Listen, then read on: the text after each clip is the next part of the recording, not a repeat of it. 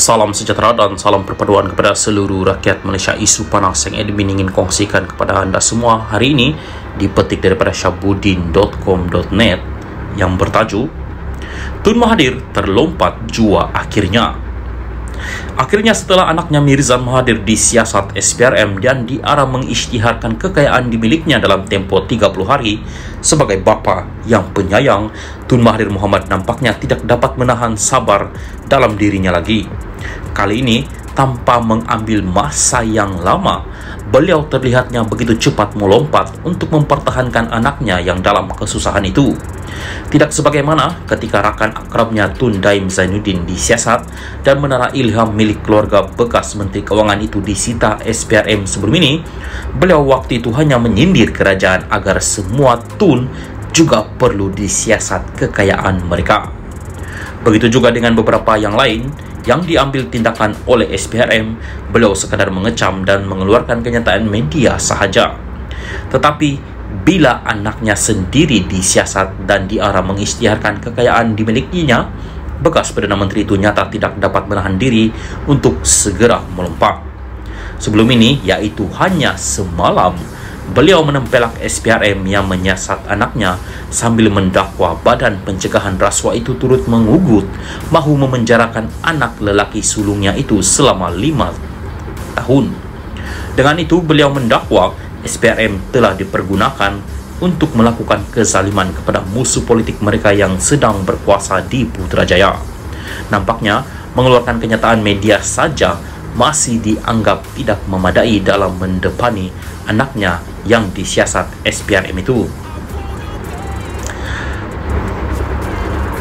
Untuk itu, kali ini Tun Mahathir akan mengadakan sidang media khas pada Isnin depan 22 Januari 2024.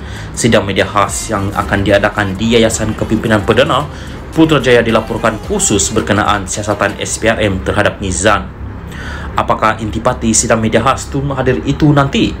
Apakah ada sesuatu yang mengejutkan bakal didedahkan sebagai serangan terhadap kerajaan khususnya Anwar Ibrahim? Yang pasti, dengan mengadakan sidang media khas Isnin nanti, Tun Mahathir kini benar-benar dalam mood perang terhadap Anwar di sebalik usianya yang makin menua dan tenaga pun tidak lagi secergas dahulu. Tidak mustahil, beliau juga pastinya akan mula mengumpul semua musuh-musuh politik Anwar, tidak terkecuali blok pembangkang PN, untuk memantapkan lagi keberkesanan perang terhadap Anwar itu. Seorang rakan yang rajin memerhati gerak politik Tun Mahathir berkata, jangan terkejut jika selepas ini bekas Perdana Menteri 2 kali itu tiba-tiba mengunjungi Najib Razak di mahkamah sebagaimana dilakukannya kepada Anwar pada 2016 dahulu.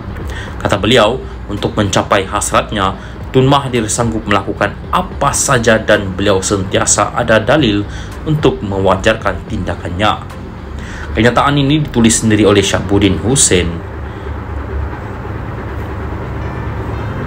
Salam sejahtera dan salam perpaduan kepada seluruh rakyat Malaysia. Berita panas hari ini dipetik daripada Malaysia Kini bertajuk Isteri Daim didakwa gagal patuhi notis SPRM tidak isytihar harta. Berita penuh. Isteri bekas Menteri Kewangan Daim Zainuddin didakwa di Mahkamah Session Kuala Lumpur hari ini atas tuduhan gagal mematuhi notis SPRM untuk mendedahkan asetnya.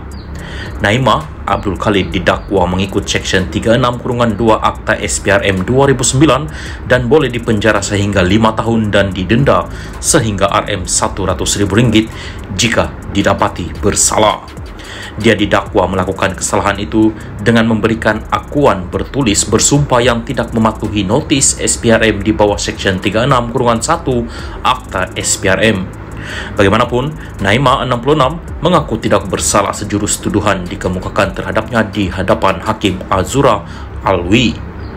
Mengikut pertuduhan, dia didakwa dengan sengaja memberikan satu pernyataan bertulis dengan bersumpah yang tidak mematuhi terma notis bertarikh 8 November 2023 yang dihantar kepada beliau oleh pegawai SPRM berpangkat Pesuruhjaya pada 14 November 2023, iaitu dengan tidak mengisytiharkan harta. Harta-harta tersebut adalah Menara Ilham, 2 syarikat, yaitu Ilham Tower Sendirian Berhad dan Ilham Baru Sendirian Berhad, 2 kenderaan mewah jenama Mercedes-Benz, sebuah rumah di persisiran Bukit Tengku, 4 lot tanah di Bukit Tengku dan 1 lot tanah masing-masing di Pulau Pinang, dan Taman Tun Dr. Ismail di Kuala Lumpur. Naimah didakwa melakukan kesalahan itu di Ibu Pejabat SPRM Putrajaya pada 13 Desember 2023 mengikut Seksyen 36-2 Akta SPRM 2009 yang memperuntukkan hukuman penjara maksimum 5 tahun dan denda sehingga Rm100.000 jika sabit kesalahan.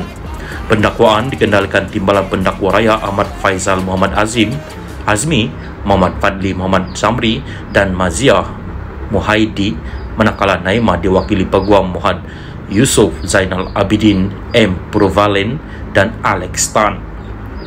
Terdahulu, Naimah yang memakai baju kurung berwarna hijau berkata, "Saya faham pertuduhan dan mohon dibicarakan selepas pertuduhan dibacakan terhadapnya."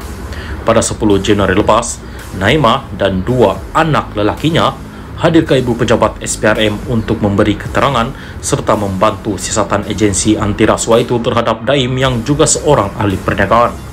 Sebelum ini, Pengarah Bahagian Pencegahan Pengubahan Wang Haram SPRM Muhammad Zamri Zainul Abidin mengesahkan bahawa kenyataan telah diambil daripada isteri dan anak-anak lelaki Daim untuk membantu siasatan di bawah Undang-Undang Pencegahan Pengubahan Wang Haram.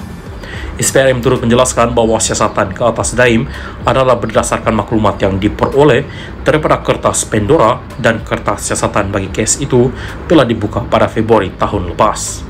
Terdahulu, Ahmad Faizal memohon mahkamah menetapkan jaminan Rm500.000 dengan seorang penjamin beserta syarat tambahan melaporkan diri ke Ibu Pejabat SPRM sebulan sekali dan pasport diserahkan kepada mahkamah sehingga kes selesai. Muhammad Yusuf bagaimanapun memohon jaminan lebih rendah sebanyak Rm250.000 selain membantah penyerahan pasport kepada mahkamah atas alasan anak guamannya bukanlah seorang flight risk, resiko melarikan diri.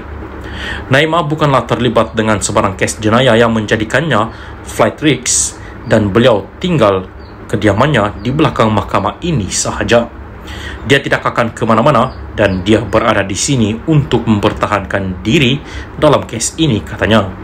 Azura membenarkan Naimah diikat jamin Rm250.000 dengan seorang penjamin serta syarat tambahan pasport diserahkan kepada mahkamah sehingga kes selesai selain menetapkan 22 Mac ini untuk sebutan semula kes. Turut kelihatan hadir di mahkamah adalah ahli keluarga tertuduh.